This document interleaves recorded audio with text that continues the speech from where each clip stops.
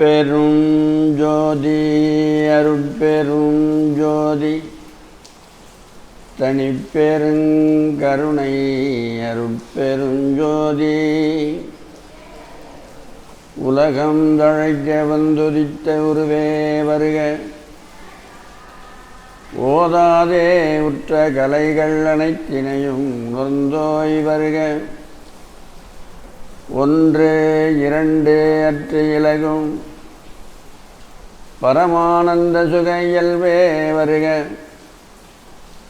இம்பர்தமை இரவாக்கதியில் ஏற்றுகின்ற இறையே வருக. இம்போல்வார் கலகம் தவிர்த்து கதியளிக்குங்கண்ணே வருக. கண் நிறைந்த களிப்பே களிப்பில் உருகின்ற கனிவே வருக. கலைமதிதோய் வலகம் செறிந்த வடற்பதியின் வாழ்வே வருக. ராமலிங்க வள்ளல் எனுமோர் மாணிக்கமணியே வருக வருகவே. ராமலிங்க வள்ளல் எனுமோர் மாணிக்கமணியே வருக வருகவே.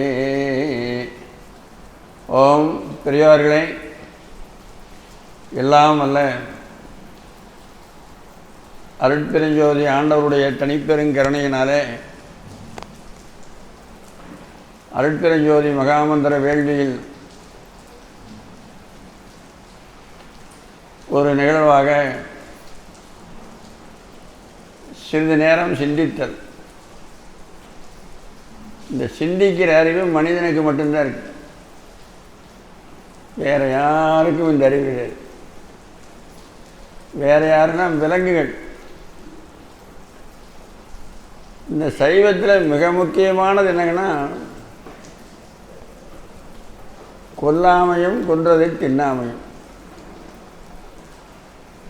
ஒரு உயிரை கொல்லக்கூடாது, கொன்றதை செய்யக்கூடாது. இப்போ நீங்கள் எல்லாரும் சைவம் சாப்பிட்றீங்க.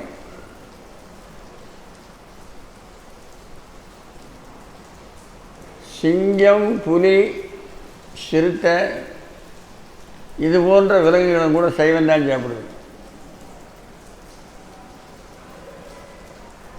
உங்களுக்கு இது கேட்டால் புதுசாக தெரியும், என்ன சாமியார் இப்படி சொல்கிறாரு. நமக்கு சைவ உணவு காய்கறி, சோளம், கம்பு, நெல் இதெல்லாம் தான் நமக்கு சைவ உணவு. அதுக்கு சைவ உணவு சைவ மிருகங்கள்.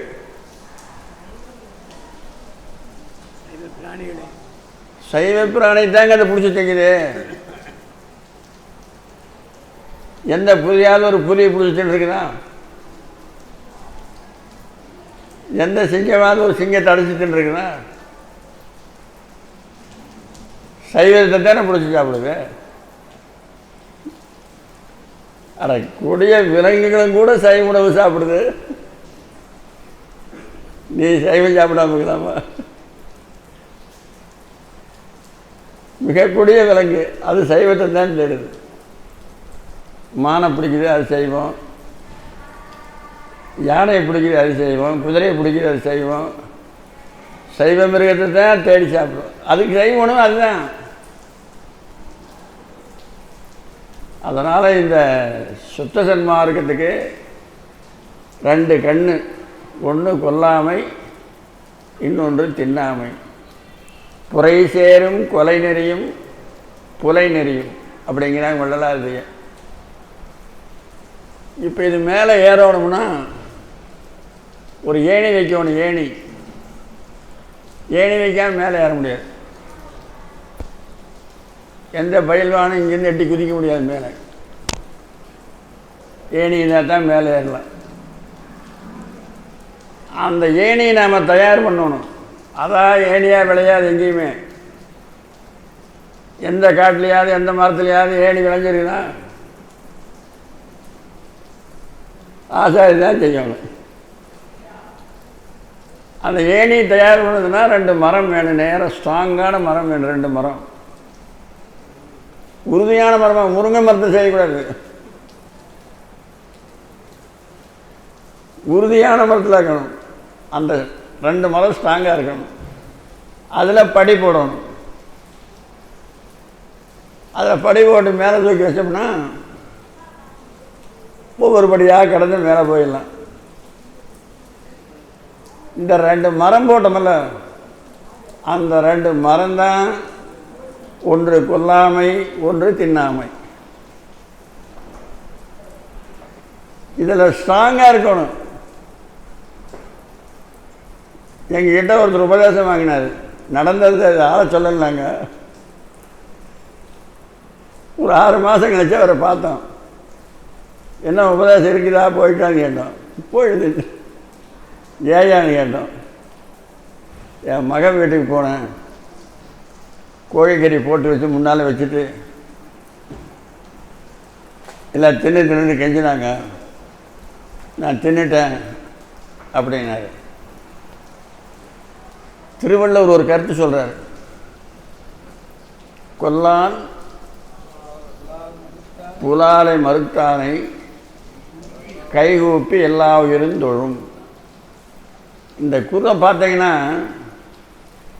இதில் ஒரு தப்பு இருக்குது. எல்லா உயிரும் கைகூப்பி எப்படி சொல்லும்? எல்லா உயிரும் கை எங்கே இருக்குது?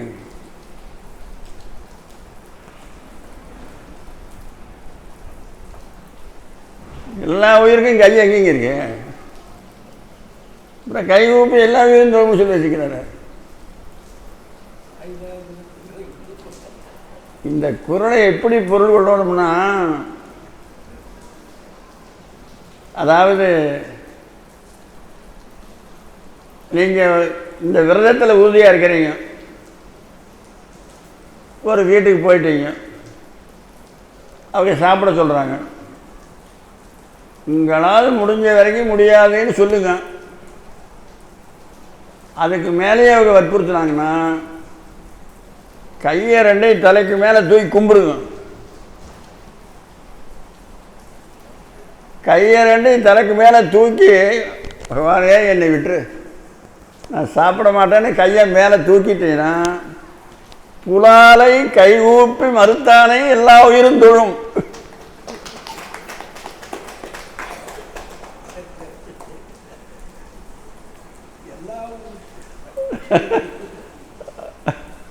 புலாலை கொல்லாமையும் மறுக்கணும், தின்னாமையும் 2மே மறுக்கணும். இப்போ புத்த மதத்தில் சாமியார் இருக்கிறாங்களா? புத்த மதத்தில் சாமியார் அத்தனை பேரும் அசைவம் தான். புத்த மதத்து சாமியார் அத்தனை பேரும் அசைவம். காட்டுப்பன்றியினுடைய மாமிசம் சாப்பிட்டு தான் புத்தர் இறந்து போனார். இன்னைக்கு புத்த மதம் 34 நாடுகள் இருக்குது. இருந்து என்ன பண்ணுறது? அவங்க கொல்ல மாட்டாங்க. அவங்ககிட்ட அந்த பழக்கமே கிடையாது. ஒரு ஆளை கூப்பிட்டு அதை கொண்டு கொடுக்க சொல்லுவாங்க. அவன் கொண்டு கொடுத்து அவங்க தின்றுவாங்க. புத்த பிச்சுக்கள் பூரா செய்வாங்க. அதனால் இந்த திருக்குறளை கொல்லாமையும் கை ஊப்பி மறுக்கணும், புலால் தின்னாமையும் கை ஊப்பி மறுத்தீங்கன்னா எல்லா உயிரும் உங்களை தொழும். அது எந்த சந்தேகமும் இல்லை. அதனால் சன்மார்க்கத்தினுடைய 2 கண்கள் கொல்லாமையும் தின்னாமையும். அடுத்து இன்னொன்று, இறைவன் ஒருவனா இருவனா? யாராவது சொல்லுங்க பாருங்க. ஒரு ஆள் தாங்கிறாங்க. இறைவன் ஒருவனேங்கிறாங்க. அதில் ஒன்றும் சந்தேகம் இல்லை. அம்மையப்பன் அது அதனுடைய சக்தி தான் அது. இதில் என்ன ஒரு சிக்கல் வருதுன்னா, சூரியன் 1 2 1 தானே? சந்திரன் 1 தானே? ஒரு சூரியன் யாராவது சொல்லிக்கிறாங்களா? சொல்கிறாங்களா? வழக்கத்தில் இருக்கா? சூரியன் மட்டும் தானே சொல்கிறாங்க. சந்திரன் மட்டும் தானே சொல்கிறாங்க. கடவுளை மட்டும் ஏன் கடவுள் ஒருவனேன்னு சொல்லணும்? கடவுள்னு சொல்லி நிறுத்தி கேட்டி தானே நீ. வள்ளல் பெருமானே நிறைய இடத்துல சொல்கிறாங்க அதையே. திருச்சிற்றம்பலந்தனிலே தெய்வம் ஒன்றே கண்டீர்.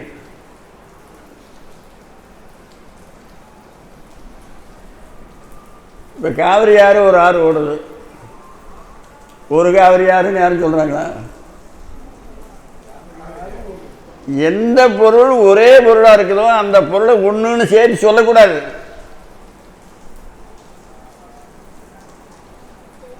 கங்கையார் ஒரு ஆறு ஓடுது. ஒரு கங்கையார் யாரும் சொல்கிறாங்களா? ஒரு சூரியன் ஒரு சந்திரன் யாரும் சொல்லுங்க. கங்கை, யமுனை, கோதாவரி, நர்மதை, சரஸ்வதி, சிந்து, காவேரி, 7 நதி தனித்தனி சொல்கிறாங்க. எந்த பொருள் ஒரே பொருள் இருக்குதோ அந்த பொருளுக்கு ஒன்றுன்னு சேர்த்து சொல்லக்கூடாது. சரி, அப்புறம் ஏன் அருளாளர்கள் எல்லாரும் சொல்லி வச்சுருக்கிறாங்க? எல்லாரும் சொல்லியிருக்கிறாங்க.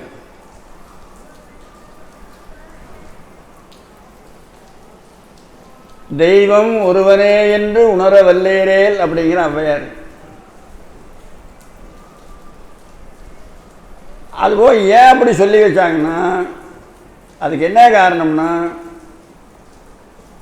இப்போ சூரியன் ஒரு சூரியன் தானே இருக்கு,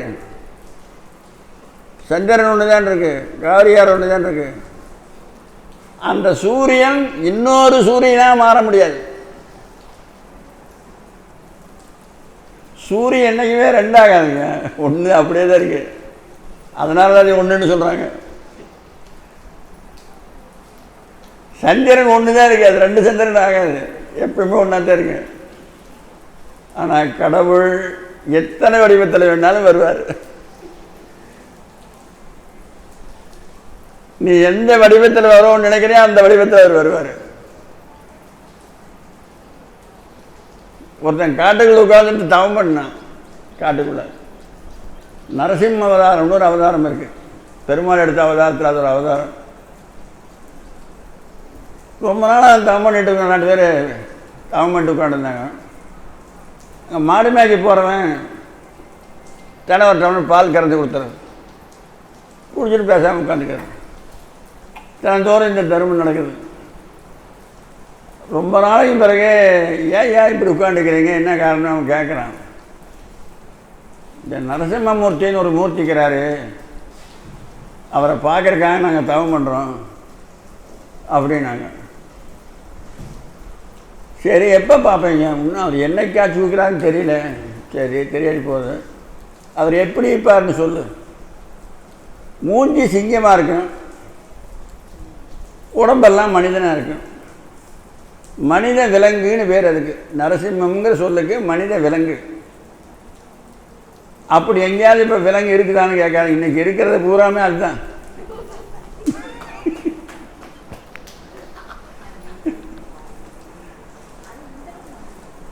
அப்படி இல்லைன்னா எதுக்கு இத்தனை சண்டை நடக்குது? இன்னைக்கு இருக்கிறது பூரா நரசிம்மன் தான். அப்புறம் சரி, அவன் கேட்டு காட்டுக்குள்ள ஓடினான். ஓடி போய், ஐயா நரசிம்மூர்த்தி, 5-6 வருஷமாக தவம் பண்ணுறாங்க, இவனை பார்க்க வந்து வாயா அப்படின்னு அவன் சத்தம் போட்டான். உடனே வந்து முன்னாள் நிற்கிறார். கையை பிடிச்சி இழுத்துட்டு வந்து, நீங்கள் பார்க்கணுன்னு நினச்ச கடவுள் இவரான்னு பாருங்க. ஆமாப்பா, நாங்கள் இதேடா பார்க்கணுன்னு நினைக்கிறோம், உனக்கு எங்கடா கிடைச்சார் அப்படிங்கிறான். நாங்கள் போய் காட்டுக்குள்ளே சத்தம் போட்டோம், வந்தார், பிடிச்சி வச்சுட்டு வந்துட்டேங்கிற அவன். சத்தம் போட்ட உடனே அவர் வந்ததுக்கு என்ன காரணம்?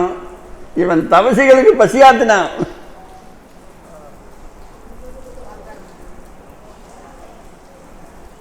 வேடிக்கை பார்க்கலீங்க. தினந்தோறும் ஒரு டவுன் பால் கொடுத்தானுல, அந்த புண்ணு இருக்குமெல்லாம் அவருக்கு. தபசிகளுக்கு பசியாத்ததுனால கடவுள் கூப்பிடு தூரத்தில் வந்தார். கூப்பிடுனே வந்தார். அடுத்து அவனுக்கு வந்ததுக்கு இன்னொரு காரணம் என்னன்னா, அவன் அவனுக்காக கூப்பிடல, அடுத்தவனுக்காக கூப்பிட்டான்.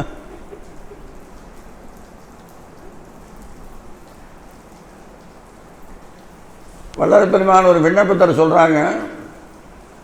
இயற்கை உண்மையர் என்றும் இயற்கை அறிவினர் என்றும் இயற்கை இன்பினர் என்றும் நிற்குணர் என்றும் சிற்குணர் என்றும் நித்தியர் என்றும் சத்தியர் என்றும் ஏகர் என்றும் அநேகர் என்றும் ஆதியர் என்றும் அநாதியர் என்றும் அமலர் என்றும் அருட்பிரஞ்சோதி என்றும் அற்புதர் என்றும் நெறிசியர் என்றும் எல்லாம் ஆனவர் என்றும் எல்லாம் உடையவர் என்றும் எல்லாம் வல்லவர் என்றும். எல்லாம் வல்லவன்னு இறைவனுக்கு ஒரு பேர் இருக்குது. எந்த காரியத்தையும் அவர் செஞ்சிருவார். அவரால் முடியாத செயலே கிடையாது. ஆனால் ஒன்று அவரால் முடியாது. என்ன முடியாதுன்னா, இதில் ஒரு ஏக்கர் உனக்கு நிலம் இருக்குது, எல்லோரும் நெல் நட்டுக்கிறாங்க.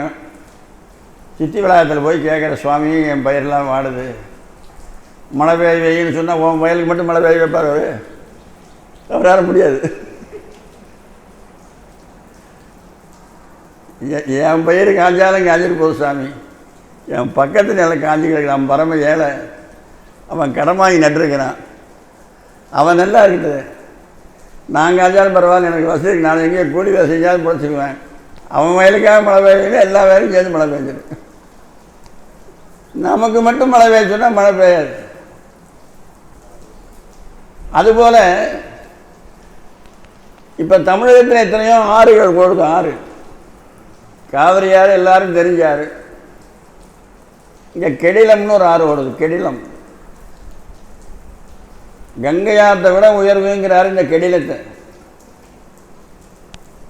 கெடிலம் கங்கையில் புனிதமாய கெடிலம் அப்படின்னு பெரிய புராணத்தில் வருது. கெடிலம்னு ஒரு ஆறு வருது. அப்புறம் வைகை ஆறு, பெரியாறு, தாமிரபரணி, பெண்ணையாறு, மணிமுத்தாறு, மணியாறு, முத்தாறு, கோமுகி, மயூரம், மைபுச்சம்னு எத்தனையோ ஆறுகள் ஓடுது. ஒருத்தர் என்ன பண்ணா, மேட்டூர் டேமில் போய் குளித்தான். மேட்டூர் டேமில். இன்னொருத்தன் கல்லணையில் வந்து குளித்தான். இன்னொருத்தன் திருப்பணந்தாள்கிட்ட ஒரு அணை இருக்கு, அங்கே வந்து குளித்தான். இன்னொருத்தன் வீராணி அருவியில் குளித்தான். இன்னொருத்தன் வடவாரில் குளித்தான். வடக்கரை நோக்கி வருது அந்த வாய்க்கால், அது வடவாறுன்னு பேர் அதுக்கு. ஆமாம், அது வடவாறு. வீராணி அருகி வடவாறு தான் தண்ணி வருது. இன்னொரு வாய்க்கால் இருக்குது, ராஜ வாய்க்கால்னு பேர். இன்னொருத்தர் ராஜ வாய்க்காலில் குளித்தான். இன்னொருத்தர் சேத்தியாதோப்பண்ணையில் குளித்தான். இந்த மேட்டூர் டேமில் குளித்தவனே சேத்தியாதோப்பண்ணையில் குளிச்சின்னா கேட்க மாட்டேங்கிறான். எல்லா அணையில் நிற்கிற தண்ணி ஒரே தண்ணி தாங்க, இது வேறையா? மேலேருந்து வந்த தண்ணி தானே எல்லா அணையில் நிற்கிது. மேட்டூர் தண்ணிக்கு டேமுக்கு வேறு தண்ணி, கல்லணைக்கு வேறு தண்ணி, கீழணைக்கு வேறு தண்ணியாக வந்தது. ஒரே தண்ணி தானே. ஒரே தண்ணி நிற்கிற இடத்த பொறுத்து பேரை மாற்றி பேரை வாங்கிக்குது. தண்ணி ஒன்றே தான். இது தெரியாமல் தடுமாறி கிடக்கிறீங்களான்னு கம்பர் ஒரு பாட்டு பாடுறார் கம்பராமாயணத்தில். எல்லா ஆறுகளும் மலையில் பிறக்குது, கடலில் போய் முடியுது. ஒரே சங்கிலி தான்.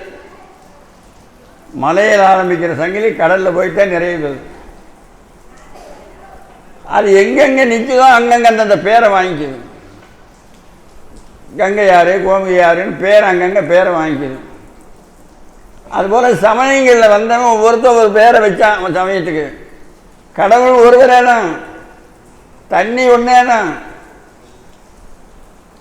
அங்கங்கே நிற்கிற இடத்துல பேரை வாங்கிடுது. கம்பர் அற்புதமான ஒரு பாட்டு பாடுறார். கல்லிடை பிறந்து போந்து, கல்லுனா மலை, கல்லிடை பிறந்து போந்து கடலிடை கலந்த நீத்தம்.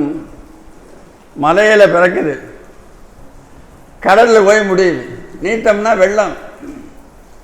கல்லிடை பிறந்து போந்து கடலிடை கலந்த நீத்தம், எல்லையில் மறைகளாலும் இயம்பரும் பொருள் எது என்று எல்லா வேதங்களாலேயும் இதுதான் கடவுள் ஒருவனே தான் எல்லாம் சொல்லிக்கிறாங்க. அவர் எத்தனை உருவம் வேணாலும் எடுக்கிறதுனால பல கடவுள் நினைக்கிறாங்க. எல்லையில் மறைகளாலும் இயம்பரும் பொருள் இது என்று தொல்லையில் ஒன்றே ஆகி. மேலிருந்து வர்றபோது தண்ணி ஒன்றே தான், தொல்லையில் ஒன்றே ஆகி துறைதோறும் பறந்த சூழ்ச்சி. துறைனா நிற்கிற இடம், அங்கங்கே தேங்கி நிற்கிது தண்ணி. அது எந்த மாதிரினா பல்வேறும் சமயங்கூறும் பொருளும் போல் பறந்ததென்று. இந்த சமயவாதி பூரா சண்டை போட்டுக்கிறானுங்களே, எனது தெய்வம் எனது தெய்வம்னு, அந்த மாதிரிடாங்கிறாரு. தண்ணி நிற்கிறத பார்த்தா புத்தி வர மாட்டேங்குது மனுஷங்க. அதுக்கு வேறு தண்ணி இதுக்கு வேறு தண்ணியாக வந்தது. எல்லாம் ஒரே மழை தான் எல்லா நாட்டுக்கும். இங்கே நம்ம தமிழ்நாட்டை மட்டும் நாங்கள் சொல்ல, அமெரிக்காவில் தான் அதே தண்ணி தான், ஜப்பானில் இருந்தால் அதே தண்ணி தான். கடவுள் ஒருவனே தான். அதனால் அந்த ஒருவனே அந்த ஒருவன் பல பேராக உருவெடுக்கக்கூடிய ஆற்றல் உள்ளவனாக ஒருவனேன்னு சொன்னாங்க. சூரியன் எல்லாம் இன்னொரு சூரியனை வர முடியாது. அதனால் அது ஒன்றுன்னு சொல்லி வச்சாங்க. அது ஒன்றுன்னு சொல்ல மாட்டாங்க. அது இருக்கிறது அந்த ஒன்று தான். அதுபோல் இறைவன் ஒருவனேங்கிற உணர்வு உங்களுக்கு வரணும். அது வந்தாலுடைய இறைவனுடைய அருளை பெற முடியாது. மனக்குழப்பந்தான் இருக்கு, கலங்க வேண்டியதுதான். அதாவது வேதமே முதல் யாவையும் உணர்கினும், கந்தபுராணத்தில் ஒரு பாட்டு வருது. வேதமே முதல் யாவையும் உணர்கினும் மேலாம் ஆதி வானவன் அருட்பெருஞ்சோதி என்று உணராத பேதை மாக்களிடம் உணர்வென அலைந்து பேர்கின்ற சீத நீரெல்லாம் தெளிதலின்றாயது சிறிதும். கந்தபுராணத்தில் வருது இந்த பாட்டு. இந்த தண்ணி ஏண்டா இப்படி கலங்கி போகுதுன்னா, பல சாமி பல மதங்கள் சொல்லி ஆடுறான் பாரு, அவனுடைய உள்ளம் போல கலங்கி போதான். தெளிவு வந்தாலுடைய உங்களுடைய உள்ளம் தெரியாது. திருவருட்பாவிலேயே திருவாசகத்தில் ஒரு பாட்டு இருக்குதுங்க. அந்த பாட்டை திருவாசகத்தினுடைய இதயம்னு சொல்கிறாங்க.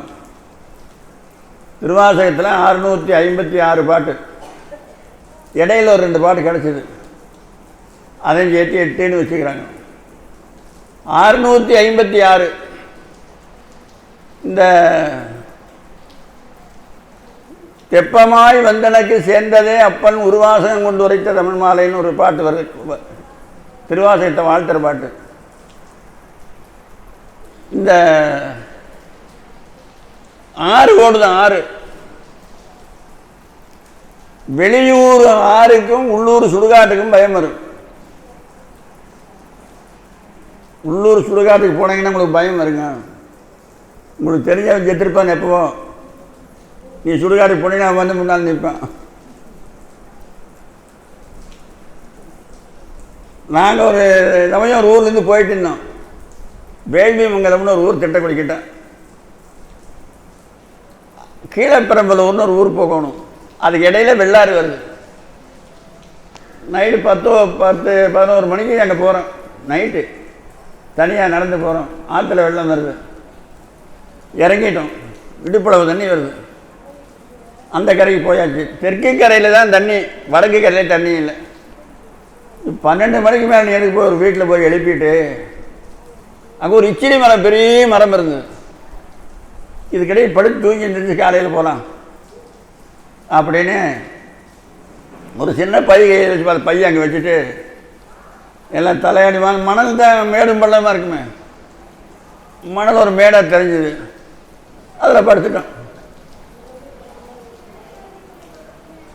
காலையில் எழுந்திரிச்சு பார்க்குறோம், அது சுடுகாடு.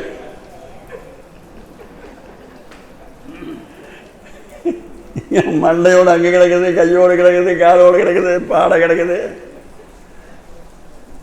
அட பாம்பு, எத்தனையோ வருஷம் கழிச்சு வர வேண்டிய இடத்துக்கு இப்பவே வந்திருக்கணுமே. இப்போ அடுத்த ஒரு சுடுகாடு முடி நாங்கள் படுத்திருந்தோம். எங்கள் ஊர் சுடுகாட்டு போய் படுக்க முடியுமே? எவ்வளவு தைரியசாலி உள்ளூர் சுடுகாட்டு போய் படுக்க முடியாதுங்க. பயம் வந்துடும் அவனுக்கு. அதுபோல் ஆறு, அந்த ஆற்றுல வெளியூர் ஆறுக்குன்னா பயம் வந்துடும். எந்த இடத்துல பள்ளம் இருக்குதோ, எந்த இடத்துல மேடு இருக்குதோன்னு தெரியிருக்கு. அதனால் நீ நடு ஒரு படகு இருக்குது, படகு, அந்த படகுல ஏறிட்டா கரையை ஏறிடலாம். அந்த படகு என்ன படகுன்னா 5 எழுத்துங்கிற படகுங்கிறார் மாணிக்க வாசகர். 5 எழுத்து. திருவாசகத்தில் எத்தனை? 656 சொன்னோம். இந்த பருவ 6, அந்த பருவ 6, நடுவு 5. இந்த 5ல் ஏறியா 5 எழுத்தின் புனை விழித்து கிடக்கின்றேன். இது 33 எழுத்து மந்திரம். இது சாதாரணமாக கிடையாது. இது அவ்வளோ பெரிய தவம் செஞ்ச எழுத்து. இதெல்லாம் வாங்கி, அதாவது வேதாந்த சாஸ்திரத்தில் கைவல்ய நவநீதம்னு ஒரு நூல் இருக்குது. அது சொல்லுது, முதல் பாட்டே அதுதான். இப்படிப்பட்ட ஞான விஷயங்கள்லாம் கேட்கணும்னா பூர்வ ஜென்மங்கள் கோடி புனிதனாம் புருடர் தாமைங்க. கோடிக்கணக்கான பிறவியில் தவம் செஞ்சிருத்தாங்க. இந்த மந்திரமெல்லாம் உங்கள் காதில் நுழையும். இந்த செய்தியெல்லாம் நீங்கள் கேட்க முடியும். கோடிக்கணக்கான பிறவியில் தவம் செஞ்சிருக்கணும். எழுகடல் மணலை அளவிடில் அதிகம் எனதிடர் பிறவி அவதாரம் இனியுனதவயம் அடிமையுன் அடிமை இனி உடல் விடுக முடியாது கழுகொடு நரியும் எரிபுவி மரளி கமலனும் மிகவும் அயர்வானார் கடனுணதவயம் அடிமையுன் அடிமை கடிகையுன் அடிகள் தருவாயே. இந்த பாடலில் அருணகிரிநாதர் சொல்கிறாரு, இனி உடல் விட முடியாதுங்கிறார். அப்போ அவர் என்ன சொல்கிறாரு? எனக்கு மரணம் வரக்கூடாதுன்னு கேட்குறாரு. இனி உடல் விடுக முடியாது, நான் உடம்பணி விடமாட்டேன் அப்படிங்கிறாரு. 7 கடலில் இருக்கிற மணல் எண்ணிடலாம்.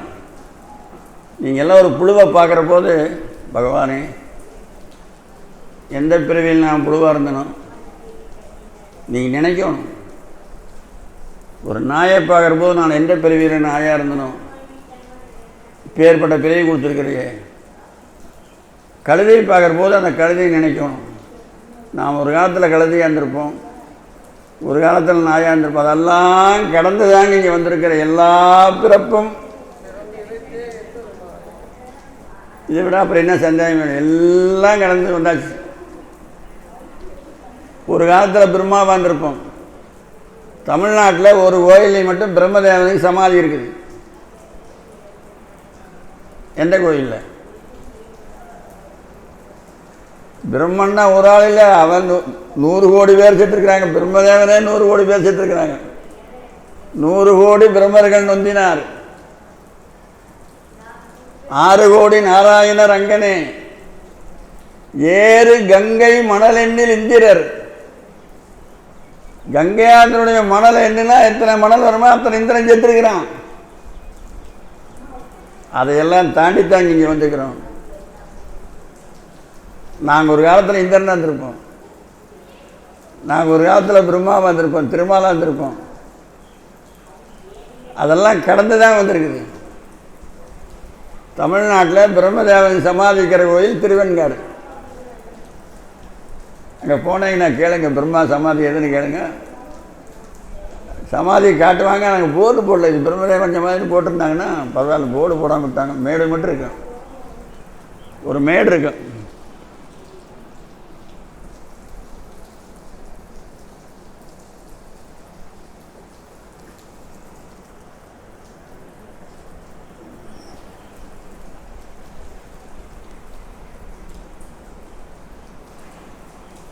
அதனால் பெரியவர்களே, இதுவரைக்கும் சொன்னதில் ஞாபகமாக வச்சுங்க. முதல்ல என்ன சொன்னோம்? சைவம், சைவத்தை ஞாபகப்படுத்தணும். சிங்கம் புலி கரணை கூட சைவம் சாப்பிடுறதுன்னு சொன்னோமா? அதுக்கு அதுதான் சைவம். அதில் ஒன்றும் சொல்ல, நமக்கு செய்வோம், காய்கறி இல்லை நமக்கு செய்வோம், அதுக்கு செய்வோம். செய்வம் இருக்குங்கள், அது சைவம் தானே சாப்பிடுது. எந்த அசைவ மிருகமும் ஒரு அசைவ மிருகத்தை கொண்டு திங்கிறது இல்லை. அதுக்கடுத்தது மேலே ஏற வேணும்னா 2 ஏணி வேணும். ஏணி